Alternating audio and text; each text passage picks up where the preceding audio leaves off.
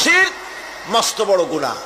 শিরক সম্পর্কে আল্লাহ পাক বলেছেন, হযরত লুকমান তার কথা কোরআন শরীফ কোট করেছে, লা তুশরিক বিল্লাহ ইন্নাশ শিরকা লাযুলমুন আযীম।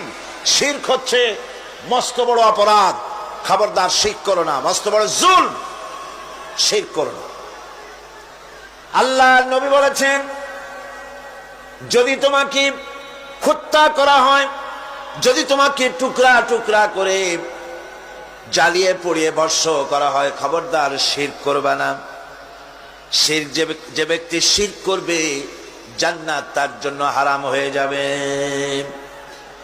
আল্লাহ রাব্বুল আলামিন বলেন, ইন্নাহু মান ইউশরিক বিল্লাহি ফাকাদ হারামাল্লাহু আলাইহিল জান্নাতা ওয়া মাওয়াহুন নার ওয়া মা লিয-যালিমিনা মিন আনসার।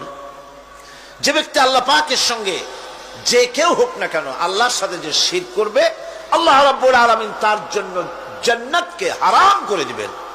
নাউযুবিল্লাহ পড়ে তাকে আল্লাহ পাক জাহান্নাম দিবেন। কোথায় দিবেন? জাহান্নামের মধ্যে আল্লাহ পাক তাকে প্রবেশ করাবেন।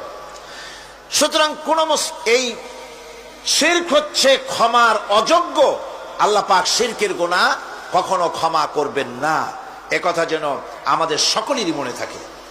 আল্লাহ ব্যতীত অন্য কাউকে ডাকা, কারো কাছে ফরিয়াদ করা, আল্লাহ সমকক্ষ মনে করা সম্পূর্ণরূপে শিরক। আল্লাহ পাক বলছেন, ওয়ালা তাদউ মিন দুনিল্লাহি মা লা ইয়ানফাউকা ওয়ালা ইয়াদুররুকা ফাইন ফাআলতা ফাইন্নাকা ইযাম মিনাল যালিমিন।